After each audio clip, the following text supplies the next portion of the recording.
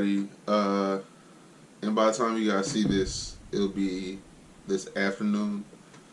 But welcome to the Young Black Geek channel. My name is Jeff. And as you guys can see by the title, this is Chapter 2 review of Black Clover. Now, this is a little bit different for me recording this because I'm recording this super early in the morning. I didn't get the chance to record yesterday at all because my wife was sick, so I was playing the doctor. But I want to make sure I get at least 1 or 2 videos out. If it's like they're later in the day, so be it. But I really enjoy this chapter, man, and this is a 4 fire emoji chapter for me. Mainly because we got to see the doubt set in for Asta from other people that aren't aware of his situation. So they just observed him from just meeting him, and of course him having no magic ability, no magical prowess, and all these the anti-magic birds that attack those who are weak with magic completely avoid and all flock to us. And we're introduced to the Magic Knight captains, and I believe the Silver Eagles are the top. They're the most respected. You have to be of noble descent to even be considered, along with having an astounding amount of magic and solid control of that, as well as how it was described in the chapter.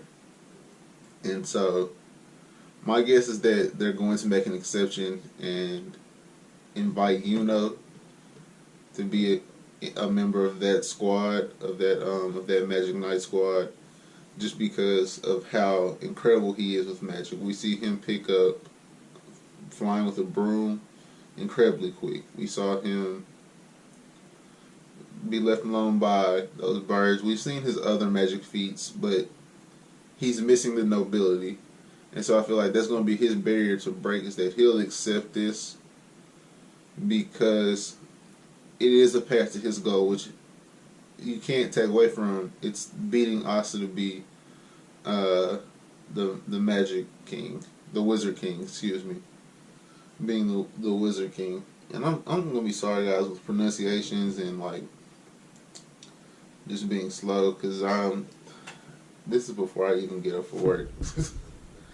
Like not I'm doing this when I should be getting ready for work. I got up earlier, got me like a little bit of coffee, got my computer going, and then set my camera up. So I am still kind of asleep. But all that aside, I also think that you can tell the captain, Yami from the Black Bulls, is taking a liking to Asta. And I feel like calling them rogues and like there's not a decent one among them, like that makes them the most interesting of the knights to me. Because first off, Goody Two Shoes characters are boring to write. People who have scarred pasts bring more interest. And so if there's a lot of people like that together that are combining their efforts to do good, it's going to create an interesting story. Then you mix in a character who is without magic but has an extreme work ethic, because he pulls out this sword. He's incredibly fast. He's fast enough physically that he makes the next candidate for Wizard King think that maybe he's using like a physical enhancement magic that couldn't have been displayed well on the other test. And it's not even that. That's just his body. That's his physical prowess right now, is that he's fast and he's very strong, because he's trained his body to compensate his lack of magic since he realized he didn't have it very early on. So his physical, especially when now everyone has magic, him realizing like, how do I compete, has put his body in a different place than most of probably any of these other candidates, but probably a lot of other people in the world, period. Now that's not saying he has like he's the fastest and the strongest that there is out there just because he doesn't have magic. Of course not. But he's worked very hard to be where he is because of his predicament, and you can't take that from him. You can't take that from him. I really enjoyed seeing Yuno's reaction to watching him fight, just because, and I've said this in the last chapter, Yuno is a character that I feel like once we get to know him a little bit more, I'll really like.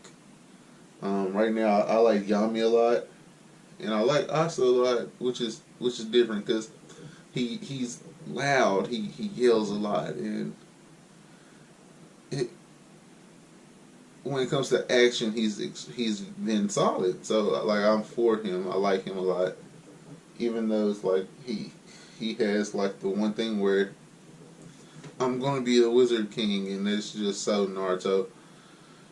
But my personal favorite style of character is the Sasuke style character, the Vegeta style character, the Shoto Todoroki character.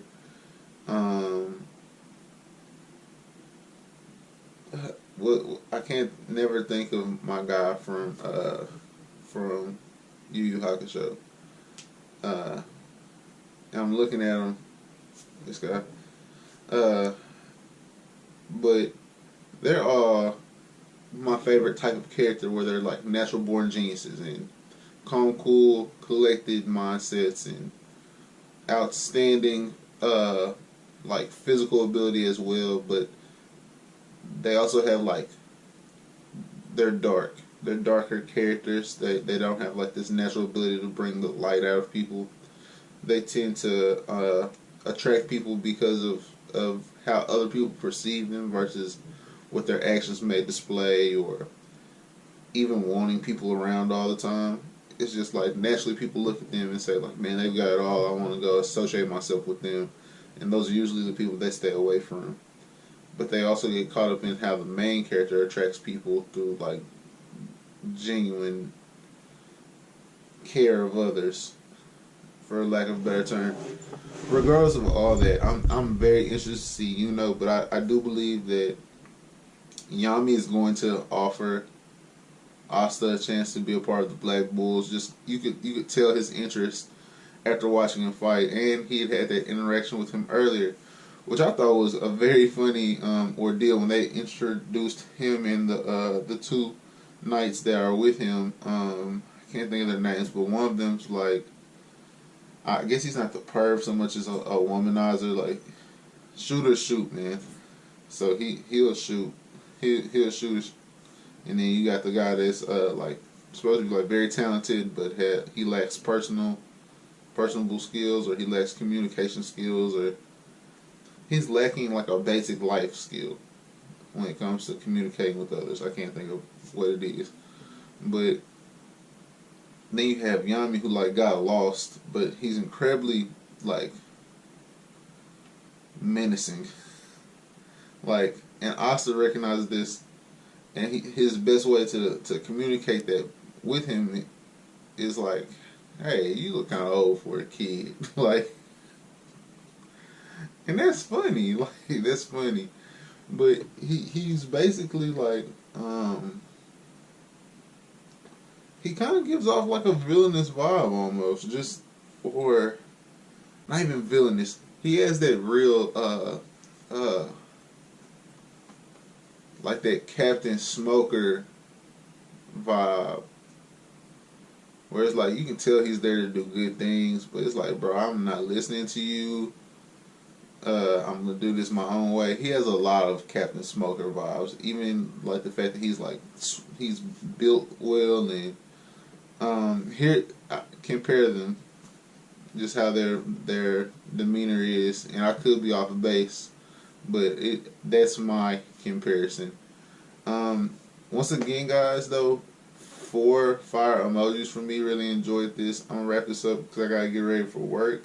But I'm really gonna like this series. I didn't think I would like it a lot. I thought that I'd be pretty interested in, and it'd be a solid like third. And that's not a shot at the Black Clover fandom at all. It's just I'm new to this. So why is that like that? Oh well, I'll figure it out. I'll figure it out. No worries, guys. Everybody, take care. Have a great rest of your Thursday. Peace.